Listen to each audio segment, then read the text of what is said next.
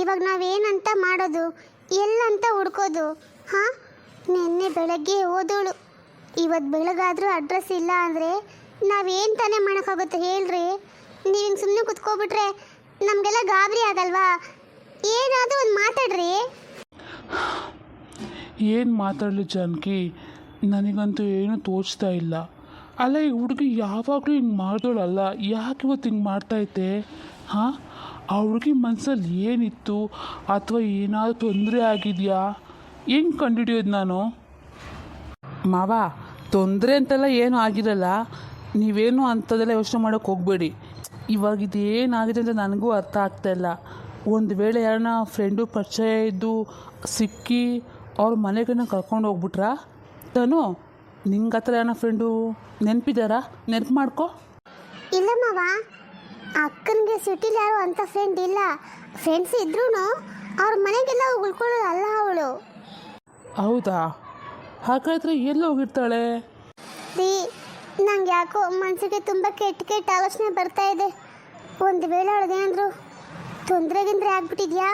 ಚೇಚೆ, ಹಂಗೆಲ್ಲ ಎಷ್ಟು ಮಾಡೋಕೆ ಹೋಗ್ಬೇಡಿ ಅಮ್ಮ ನೀವು. ಹಂಗೆಲ್ಲ ಏನೂ ಆಗಿರಲ್ಲ. ಶರತ್, ನೀನು ಅಷ್ಟೊಂದು ಗ್ಯಾರಂಟಿಯಾಗಿ ಹೇಗೆ ಹೇಳ್ತೀಯಾ? ಅದು ಹೇಗೆ ಅಂದರೆ ನಂಗೆ ಯಾಕೋ ಅನ್ನಿಸ್ತಿದೆ ಅವಳಿಗೆ ತೊಂದರೆ ಎಲ್ಲ ಏನೂ ಆಗಿರಲ್ಲ ಅಂತ, ಅದಕ್ಕೆ ಹಾಗೆ ಹೇಳಿದೆ. ಇದರಲ್ಲೂ ಪಾಯಿಂಟ್ ಇದೆ ಅತ್ತೆ. ನಾವೀಗ ಒಂದು ಕೆಲಸ ಮಾಡೋಣ, ಯಾವುದಕ್ಕೊಂದು ಕಂಪ್ಲೇಂಟ್ ಅಂತ ಕೊಟ್ಟಿರೋಣ, ಏನು ಹೇಳ್ತೀರಾ? ಅಲ್ಲ ಅತ್ತೆ, ಸಮಸ್ಯೆ ಆಗುತ್ತೆ ಅಂತ ಸುಮ್ಮನಿದ್ರೆ ನಮಗೆಲ್ಲ ಅವಳ ಬಗ್ಗೆ ಹೆಂಗೆ ಗೊತ್ತಾಗುತ್ತೆ? ಬೆಳಕೋಸರು ಏನಾದ್ರು ಹೇಳ್ಕೊಟ್ರೆ ಅವ್ರು ಹುಡುಕಿ ಸಹಾಯ ಆಗುತ್ತೇನೋ. ಮಾವ, ಒಂದ್ಸರಿ ನೀವು ಯೋಚನೆ ಮಾಡಿ. ಅಲ್ಲ, ಸಮಸ್ಯೆ ಆಗುತ್ತೆ ಅಂದರೆ ನಾವು ಸುಮ್ಮನಿದ್ರೆ ಅವಳು ನಮ್ಗೆ ಹೆಂಗೆ ಸಿಗ್ತಾಳೆ? ಮಾವ, ನೀವೊಂದ್ಸರಿ ಯೋಚನೆ ಮಾಡಿ. ಜಾನಕಿ, ಯಾಕೋ ನನಗೂ ಹಂಗೆ ಅನ್ನಿಸ್ತಿದೆ. ಯಾವುದಕ್ಕೊಂದು ಕಂಪ್ಲೇಂಟ್ ಅಂತ ಕೊಟ್ಟು ನೋಡೋಣ.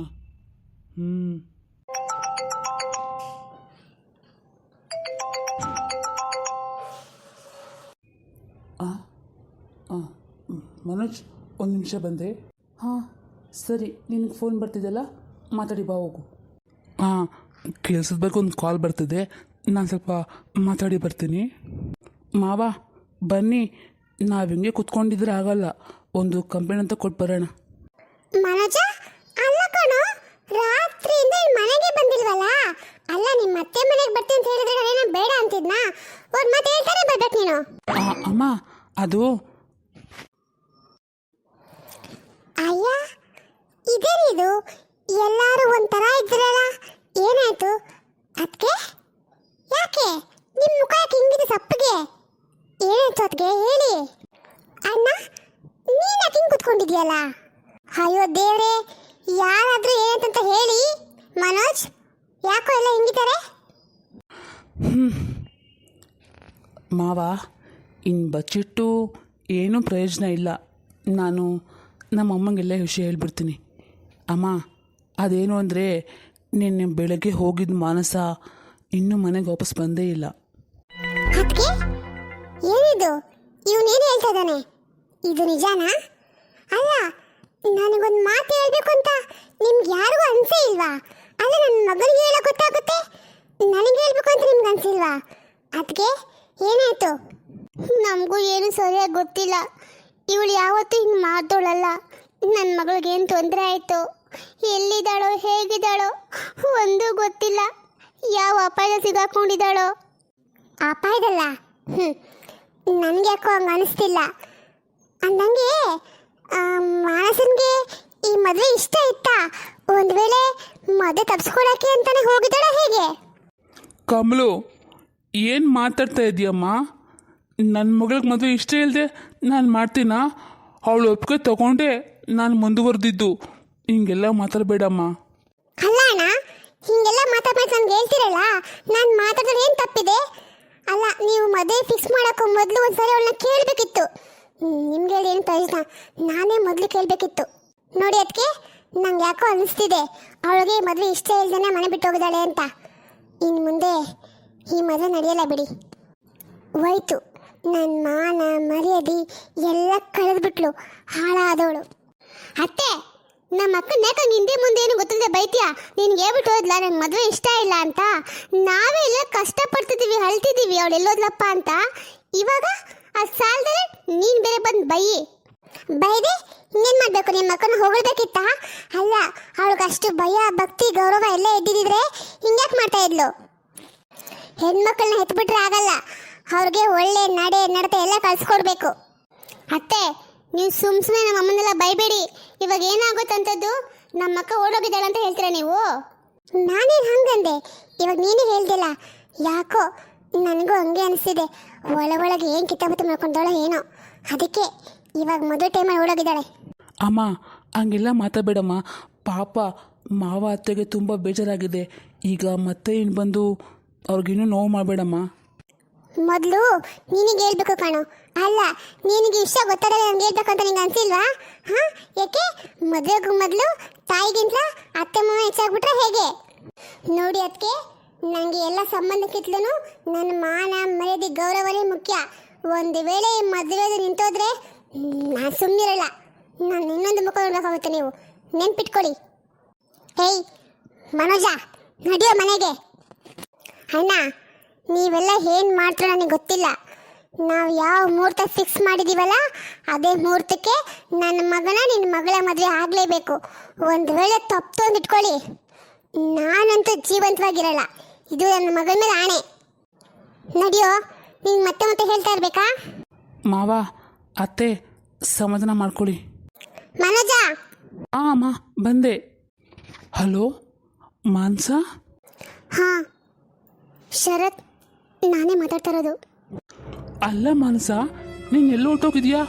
ನೀನು ಎಲ್ಲೂ ಕಾಣಿಸ್ತಾ ಇಲ್ಲ ಅಂತ ಎಲ್ಲರೂ ಇಲ್ಲಿ ಎಷ್ಟು ಗಾಬರಿ ಆಗಿದ್ದಾರೆ ಗೊತ್ತಾ? ಎಲ್ಲಿದೆ ನೀನು ಇವಾಗ? ಹಾಂ, ನನಗೆ ಗೊತ್ತು ನಾನು ಕಾಣ್ತಿಲ್ಲ ಅಂತ ಎಲ್ಲರೂ ಎಷ್ಟು ಗಾಬರಿ ಆಗಿರ್ತಾರೆ ಅಂತ. ಆದರೆ ಆ ಗಾಬರಿ ನಿನಗೂ ಇದೆಯಾ? ಹೇಳು ಶರತ್. ಮಾನಸ, ನೀನು ಈ ಪ್ರಶ್ನೆ ಏನು ಅಂತ ಕೇಳ್ತಿದ್ಯಾ? ನನಗೂ ಗಾಬರಿ ಆಗದೆ ಇರುತ್ತಾ? ನನ್ನೊಬ್ಬನಿಗೆಲ್ಲ, ನಿಮ್ಮ ಅಪ್ಪ ಅಮ್ಮ ತನು ಮನೋಜ್ ನಿಮ್ಮ ಅತ್ತೆ ಮಾವ ಎಲ್ಲರಿಗೂ ತುಂಬ ಗಾಬರಿ ಆಗಿದೆ. ಅವರೆಲ್ಲರೂ ಗಾಬರಿ ಆಗಿದ್ದಾರೆ ಅಂತ ನನಗೇನು ಬೇಕಾಗಿಲ್ಲ. ನೀನು ಗಾಬರಿ ಆಗಿದೆಯಾ ಅಷ್ಟು ಮಾತ್ರ ನನಗೆ ಬೇಕಾಗೋದು, ಅದನ್ನು ಹೇಳು. ಮಾನಸ, ತಮಾಷೆ ಮಾಡೋ ಹೊತ್ತಾ ಇದು? ಅಲ್ಲ, ನೀನು ಎಲ್ಲೋ ಹೋಗಿದ್ಯಾ? ಅಲ್ಲ, ನೀನು ನಿನ್ನೆ ಓದೋಳು, ಇಷ್ಟೊತ್ತಾದರೂ ನಿನ್ನಲ್ಲಿ ಏನು ಮಾಡ್ತಿದ್ಯಾ? ಮನೆಗೆ ಬರಬೇಕು ತಾನೇ? ಇಲ್ಲ ಮನೋಜ್, ನಾನು ಖಂಡಿತ ಆ ಮನೆಗಿನ್ನೂ ವಾಪಸ್ ಬರೋದಿಲ್ಲ. ನಾನೆಲ್ಲ ತೀರ್ಮಾನ ತಗೊಂಡೆ ಮನೆ ಬಿಟ್ಟು ಬಂದಿರೋದು. ನಿನಗೂ ಎಷ್ಟು ಹೇಳಬೇಕು ಅಷ್ಟೆಲ್ಲ ಹೇಳಿದಾಯಿತು. ಆದರೆ ನಿನಗೆ ನನ್ನ ಮಾತಿಗಿಂತಲೂ ನಿನ್ನ ಫ್ರೆಂಡ್ಶಿಪ್ಪೇ ಮುಖ್ಯ ಆಯಿತು. ನನಗೆ ಅರ್ಥ ಆಯಿತು ನೀನು ಯಾವುದೇ ಕಾರಣಕ್ಕೂ ಮನೋಜನಿಗೆ ಏನೂ ವಿಷಯ ಹೇಳಲ್ಲ ಅಂತ. ಅದಕ್ಕೆ ನಾನೇ ಮನೆಗೆ ಬಂದುಬಿಟ್ಟೆ. ತಪ್ಪು ಮಾಡಿಬಿಟ್ಟೆ ಮಾನಸ, ನೀನು ತುಂಬ ದೊಡ್ಡ ತಪ್ಪು ಮಾಡಿಬಿಟ್ಟೆ. ಅಲ್ಲ, ಒಂದು ಸ್ವಲ್ಪ ದಿನ ಕಾದಿದ್ರೆ ಏನಾಗುತ್ತೆ ನಿನಗೆ? ನಾನು ಹೇಗೋ ಎಲ್ಲರಿಗೂ ಹೇಳಿ ಒಪ್ಪಿಸಿದ್ದೆ. ಅಷ್ಟರಲ್ಲಿ ನೀನು ತೀರ್ಮಾನ ತೊಗೊಬಿಟ್ಟಿಲ್ಲ ಮಾನಸ. ನಾನು ಇವಾಗ ಏನು ಮಾಡಲಿ ಹೇಳು? ಶರತ್, ನೀನೇನು ಯೋಚನೆ ಮಾಡೋಕ್ಕೆ ಹೋಗಬೇಡ ಆಯಿತಾ? ನಾನು ಎಲ್ಲನೂ ಸಿದ್ಧತೆ ಮಾಡ್ಕೊಂಡೇ ಇದ್ದೀನಿ. ನನಗೆ ಮಾಡ್ತಾ ಇರೋ ಕೊನೆ ಕಾಲ್ ನಿನಗೆ. ಯಾಕೆಂದರೆ ಇನ್ನು ಮುಂದೆ ನಾನು ಯಾವ ಜೊತೆಗೂ ಫೋನ್ ಮಾತಾಡೋಕ್ಕೆ ಸಾಧ್ಯ ಇಲ್ಲ. ಯಾಕೆಂದರೆ ನಾನು ನಿಮ್ಮೆಲ್ಲರನ್ನೂ ಬಿಟ್ಟು ತುಂಬ ದೂರ ಹೋಗ್ತಾ ಇದ್ದೀನಿ. ಮಾನಸ, ನೀನೇನು ಮಾತಾಡ್ತಾ ಇದೀಯಾ? ನಿನ್ಗೇನಾಗಿದೆ? ತಲೆಗಿಲೆ ಕಟ್ಟಿದೆಯಾ ಹೇಗೆ? ಯಾಕೆ ಕೋಪ ಬಂತ? ನಾನು ನಿನಗೆ ಪದೇ ಪದೇ ಹೇಳ್ತಾ ಇರಬೇಕಾದ್ರೆ ನೀನು ಹೀಗೆ ನನಗೆ ರಿಯಾಕ್ಟ್ ಮಾಡ್ತಾರೆ ಇರ್ತಾ ಇದೆಯಲ್ಲ, ಆವಾಗ ನನಗೂ ಅಷ್ಟೇ ಕೋಪ ಬರ್ತಾಯಿತ್ತು. ಯಾಕೆಂದರೆ ನನಗೆ ನಿನ್ನ ಬಿಟ್ಟು ಮನೋಜ್ನ ಮದುವೆ ಮಾಡ್ಕೊಳ್ಳೋಕ್ಕೆ ಖಂಡಿತ ಇಷ್ಟ ಇಲ್ಲ ಶರತ್. ನನಗೆ ಈ ಜೀವನದಲ್ಲಿ ನನ್ನ ಗಂಡ ಅಂತಾದರೆ ಅದು ನೀನು ಮಾತ್ರನೇ. ನಿನ್ನ ಸ್ಥಾನದಲ್ಲಿ ನಾನು ಯಾರನ್ನೂ ನೋಡೋಕ್ಕೆ ಇಷ್ಟಪಡಲ್ಲ. ನಿನಗೆಲ್ಲ ವಿಷಯ ಗೊತ್ತಿದ್ದು ನಿನ್ನ ಕೈಲಿ ಏನೂ ಮಾಡೋಕ್ಕಾಗ್ತಾ ಇಲ್ಲ. ಅದಕ್ಕೆ ನನ್ನ ಕೈಲಿ ಏನಾಗುತ್ತೋ ನಾನು ಅದನ್ನೇ ಮಾಡಬೇಕು ಅಂತ ತೀರ್ಮಾನ ತಗೊಂಡೆ.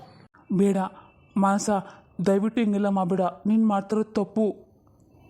ಹಾಗಾದರೆ ನೀನು ಮಾಡ್ತಾ ಇರೋದು ಸರಿ ಇದೆಯಾ? ಮಾನಸ, ಹಂಗೆಲ್ಲ ಮಾತಾಡಬೇಡ. ನೀನು ಇವಾಗ ಎಲ್ಲಿದೆಯಾ ಹೇಳು, ನಾನು ಬರ್ತಾಯಿದ್ದೀನಿ, ಹೇಳು. ಹಾಂ, ನಾನು ಹೇಳಿದೆ ನೀನು ಬಂದು ನಾನು ಕರ್ಕೊಂಡು ಹೋಗ್ಬಿಟ್ಟು ಮತ್ತೆ ಅದೇ ನನ್ನ ಮತ್ತು ಮನೋಜ್ನ ಮದುವೆ ಮಾಡಿಸ್ಬೇಕಂತ ಅಂದ್ಕೊಂಡಿದ್ಯಲ್ಲ, ಅದು ಯಾವತ್ತೂ ಆಗಲ್ಲ. ನನ್ನ ಮದುವೆ ಅಂತ ಇದ್ರೆ ಅದು ನಿನ್ನ ಜೊತೆ ಮಾತ್ರನೇ, ಇಲ್ಲ ನನ್ನ ಸಾವು. ಅದೇ ನನಗೆ ಇವಾಗಿರೋ ದಾರಿ. ಹೇಳು, ಇವೆರಡರಲ್ಲಿ ನೀನು ಯಾವುದಕ್ಕೆ ಒಪ್ಪಿಗೆ ಇದೆ ಅಂತ ಹೇಳು. ಮಾನಸ, ಹಂಗೆಲ್ಲ ಮಾತಾಡಬೇಡ ಮಾನಸ. ಸರಿ, ಇವಾಗೇನು ನಾನು ನಿನ್ನ ಮದುವೆ ಆಗಬೇಕು ತಾನೆ? ಆಯಿತು, ಆಗ್ತೀನಿ. ಮೊದಲು ನೀನು ಎಲ್ಲಿದ್ದೀಯ ಅಂತ ಹೇಳು. ನನಗೆ ಇನ್ಮೇಲೆ ನಂಬಿಕೆ ಇಲ್ಲ ಮನೋಜ್. ನೀನು ನನಗೆ ನಾನು ಹುಡ್ಕೊಂಡು ಬಂದ್ಬಿಟ್ಟು ನಾನು ಹೇಗಾದರೂ ಮಾಡಿ ಒಪ್ಪಿಸಿ ಮತ್ತು ಅದೇ ಊರಿಗೆ ಕರ್ಕೊಂಡು ಹೋಗ್ಬಿಡ್ತೀಯ. ಅದಕ್ಕೆ ಮೊದಲು ನನಗೆ ಮಾತು ಕೊಡು, ಆಮೇಲೆ ನಾನು ಎಲ್ಲಿದ್ದೀನಿ ಅಂತ ಹೇಳ್ತೀನಿ. ಇಲ್ಲ ಅಂತ ಹೇಳ್ಬಿಡು ನನ್ನ ಕೈ ಸಾಧ್ಯ ಇಲ್ಲ ಅಂತ, ನಾನು ನನ್ನ ತೀರ್ಮಾನ ಜೊತೆಯಲ್ಲೇ ಇರ್ತೀನಿ. ಬೇಡ ಮಾನಸ, ಬೇಡ. ನಾನು ನಿನ್ನ ಮದುವೆ ಆಗ್ತೀನಿ. ನೀನು ಎಲ್ಲಿದ್ದೀಯ ಅಂತೇಳು, ನಾನು ಅಲ್ಲಿಗೆ ಬರ್ತೀನಿ. ಸರಿ, ಹಾಗಿದ್ರೆ ನಾನು ಕೊನೆಸರಿ ನಂಬಿ ನನ್ನ ಅಡ್ರೆಸ್ ನಾನು ಕಳಿಸ್ತೀನಿ. ಆದರೆ ಮತ್ತೆ ಏನಾದರೂ ನನಗೆ ಮೋಸ ಮಾಡಿ ಈ ಅಡ್ರೆಸ್ ಎಲ್ಲರಿಗೂ ಹೇಳಿ ಯಾರಾದರೂ ಕರ್ಕೊಬರೋ ಪ್ರಯತ್ನ ಪಟ್ಟಿಯೋ, ನಾನು ಯಾವತ್ತೂ ನಿನಗೆ ಸಿಗೋದಿಲ್ಲ. ನೆನ್ಪಿಟ್ಕೋ ಶರತ್. ಇಲ್ಲ ಮಾನಸ, ನಾನು ಹಂಗೆಲ್ಲ ಖಂಡಿತ ಮಾಡೋದಿಲ್ಲ. ಮೊದಲು ನೀನು ಎಲ್ಲಿದ್ದೀಯ ಅಂತೇಳು, ನಾನು ಯಾವಾಗಲೂ ನೋಡಬೇಕು. ಸರಿ, ಹಾಗಿದ್ರೆ ನಾನೀಗ ನಿಮ್ಮ ಫೋನ್ಗೆ ವಾಟ್ಸಪ್ ಮಾಡ್ತೀನಿ ಲೊಕೇಶನ್ನ, ಅಲ್ಲಿಗೆ ಬಂದುಬಿಡು. ಹಾಂ ಸರಿ. ಛೇ, ನಾನು ಇವಾಗ ಏನು ಮಾಡಲಿ? ಇಲ್ಲಿ ನೋಡಿದ್ರೆ ಪರಿಸ್ಥಿತಿ ಈ ಥರ ಇದೆ, ಅಲ್ಲಿ ಮಾನಸ ಬೇರೆ ಹಂಗೆಲ್ಲ ಮಾತಾಡ್ತಾವಳೆ. ನಾನು ಇವಾಗ ಏನು ಮಾಡಲಿ? ದೇವರೇ, ನಂಗೆ ಯಾವುದಾದ್ರೂ ಗೊತ್ತಾಗ್ತಾ ಇಲ್ಲಪ್ಪ, ನೀನೇ ಒಂದು ದಯ ತೋರಿಸು. ಅರೆ ಶರತ್, ನೀನು ಇನ್ನೂ ಇಲ್ಲೇ ಇದೆಯಾ? ನಿಮ್ಮ ಮನೆಗೆ ಹೋಗಿಲ್ವಾ? ಅಂದಂಗೆ ನಿಂಗೆ ಯಾವುದು ಫೋನ್ ಕಾಲ್ ಬಂತಿಲ್ಲ, ಮಾತಾಡಿದ್ಯಾ? ಹಾಂ ಮನೋಜ್, ಮಾತಾಡಿದೆ. ನೋಡು ಶರತ್, ಪರಿಸ್ಥಿತಿ ತುಂಬ ಕೆಟ್ಟೋಗಿದೆ ಕಣೋ. ನಿಂಗೆ ಏನಾದರೂ ಸುಳಿ ಸಿಕ್ಕರೆ ಖಂಡಿತ ಮೊದಲು ನನಗೆ ಹೇಳು. ಯಾಕೆಂದರೆ ಈ ಮದುವೆ ಬರೀ ಮದುವೆ ಅಲ್ಲ, 2 ಸಂಸಾರಗಳ ನಡುವೆ ನಡೀತಾರೋ ಬಂಧ. ಆ ಬಂಧ ಏನಾದರೂ ಕೆಟ್ಟದಾಗಿ ಮುರಿದೋಗ್ಬಿಟ್ರೆ ಅಂತೂ ಯಾರು ಏನಾಗುತ್ತೋ ನನಗಂತೂ ಗೊತ್ತಿಲ್ಲ. ಅದಕ್ಕೆ ನಾನು ಹೇಳ್ತಾ ಇದ್ದೀನಲ್ಲ, ನಿನ್ಗೆ ಏನಾದರೂ ಸಣ್ಣ ಸುಳ್ಳು ಸಿಕ್ಕ ಸಾಕು, ನನಗೆ ಹೇಳ್ಕೊಳೋ ಪ್ಲೀಸ್. ಸದ್ಯಕ್ಕೆ ಇವಾಗ ನಾನು ನಂಬೋದು ನಿನ್ನ ಮಾತ್ರನೇ. ಖಂಡಿತ ಹೇಳ್ಕೊತೀನಿ ಮನೋಜ್, ಹೇಳ್ಕೊತೀನಿ. ಸರಿ, ನಾನು ಬರ್ತೀನಿ. ಛೇ, ಎಂಥ ಪರಿಸ್ಥಿತಿ ಬಂತು ನನಗೆ. ನಂಗೊಂದು ಈ ಥರ ಪರಿಸ್ಥಿತಿ ಬರುತ್ತೆ ಅಂತ ನಾನು ಯಾವತ್ತೂ ಅಂದ್ಕೊಂಡಿರಲಿಲ್ಲ.